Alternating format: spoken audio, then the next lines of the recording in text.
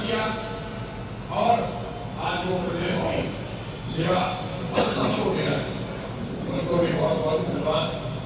और हमारे बीच में हमारे जीवन साहब यादव जी, ये हमारे लिए नहीं, इस कार्यकाल में ही वो 17 दिन की सेवा पहले ही दे चुके हैं। ये उनका दूसरा बार आना है और सीओ साहब का वास्तविक जो उन्होंने बोला है, सुबह 5:30 वो नगर में जाते हैं और नगर में देखते भी हैं कि कहाँ व्यवस्था है। आज नगर का जो विकास होता था या रुका हुआ था, आप सब बुद्धिजीवी हैं, सब जानते हैं उसके कारण पीछे कौन छुपा हुआ है। सब जानते हैं, नाम नहीं लेगा, लेकिन ये हमारा भांडर नगर बच्चा जानता है इसके पीछे राजनीति षड्यंत्र कैसे रचाया जाता है। अगर छोटे राय ने विकास कर दिया तो हमारा तो काम खत्म। इसलिए हमारे कार्यकाल में आपने देखा होगा, ये बार में सीओ साहब है हमारे कार्यकाल में। अब आप समझिए, 2 बार एलडीएम, अब एलडीएम जो रहते हैं उनके पास इतना काम रहता है और भी उनके प्रभार है, तो वो नगर पालिका को टाइम नहीं दे पाते। पीछे से राजनीति षड्यंत्र रचा हुआ है, वो लगे रहते हैं। लेकिन इसके बाद भी आप लोगों के आशीर्वाद से इस भांडर नगर के लिए जो संघर्ष के बाद आप लोगों के सामने 2 मिनट में सभी बात करूंगा। अपना जो मेला ग्रांड है वो मध्य प्रदेश शासन के नाम से था, वो मेला ग्रांड पूरा आज भांडर नगर परिषद के नाम से आवंटित कराया और 3 करोड़ 19 लाख का उसके 80 दुकानें, मेला मंच उसका टेंडर हो गया। आचार संहिता के वजह से काम नहीं कर पाया। ठेकेदार हमारे 3 दिन से यहीं बराबर है, उसमें मैं 1-2 दिन के अंदर काम चालू कराने वाला हूँ। आप सबको आमंत्रित किया जाएगा और मेला मंच से उसका शिलान्यास भूमि पूजन होगा। आप सबको वहां जरूर बुलाएंगे और आपको बधाना है। दूसरा, जो सब्जी मंडी की परेशानी थी, अपनी गल्ला मंडी के सामने जहाँ थोक वाले जो सब्जी विक्रेता हों पहुंचाती है, 2.5 बीघा जमीन आवंटित कराई, उसका टेंडर हो गया। कल सलिया भी आ गया है, 1 ट्रक सलिया, आज से उसमें काम चालू होगा। ये बड़े जो कार है।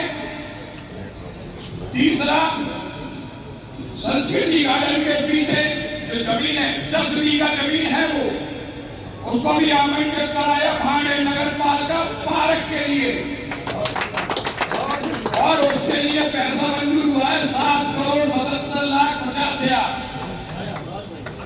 इसकी डीपीआर भी तैयार हो गई है, अब इसका टेंडर लगना है।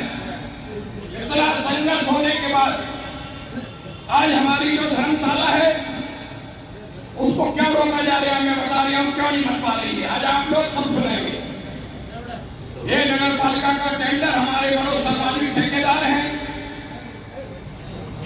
सब कुछ तैयार होने के बाद पीछे से शिकायत करी गई, इसकी टीएनसीबी से स्वीकृति नहीं ली गई, हम वो स्वीकृति गए। अब आगे जो अतिक्रमण है वो लोग अतिक्रमण के लिए अग्रणी नहीं दे रहे, उस पर कार्रवाई चल रही, क्योंकि हमारे पास सीओ नहीं थे। आज हमारे पास सीओ को है, अब उस पर कार्रवाई होगी और वो धर्मशाला 3 मंजिला बनने का उसका टेंडर है। नीचे दुकान, बीच में पूरा हॉल और तीसरी मंजिल पर कमरे। ये हमारे भांडर नगर के लिए है। 99 लाख का उसका ठेका हुआ था। विश्वास करो, आपने जो विश्वास हम परिषद को दिया है, हमारी सारी परिषद आप लोगों के विश्वास को कभी आपको ऐसा नहीं लगेगा कि हमने गलत परिषद का चयन किया है। लेकिन मैं सब बता रहा हूं, जो पीछे जो षड्यंत्र रचा जा रहा है वो खोटे, जो एजेंसी पर बराबर लगे हैं आप लोगों के सामने दिखाते और कुछ है और करते पीछे और कुछ है।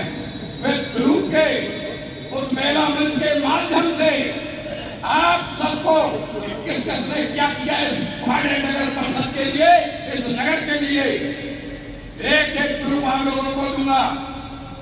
आप लोग आराम से वो किताब मैं आपको दूंगा, फिर आराम से घर बैठ के पढ़ना।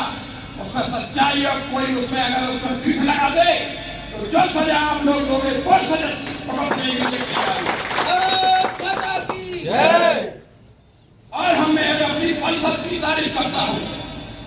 ऐसी परिषद 15 साल के कार्यकाल में हमने भी देखा है, बहुत पार्षद बने, बहुत गए, बहुत आए, लेकिन हमारी जो परिषद है वास्तविक ऐसी परिषद सभी को मिले, कंधे से कंधा मिला के चलते हैं। ऐसी परिषद को मैं बहुत धन्यवाद देता हूं। और हमारे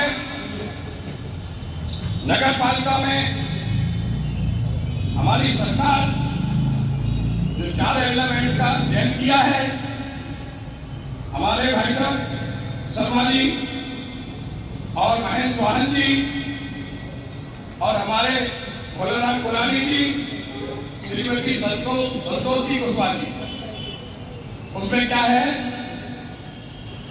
अभी कलेक्टर साहब से अनुमोदन और होना है, वो हो जाए, वो लेकर आ जाए। इतना उसमें अभी रह गया है, बाकी सब सरकार ने हमारे सरकार सब देखती, हमारी पार्टी सब देखती है कि हमारे जो देश के कार्यकर्ता है सबका ध्यान रखती है। इसी के साथ अपनी वाणी को प्राप्त देता हूँ। भारत माता की जय।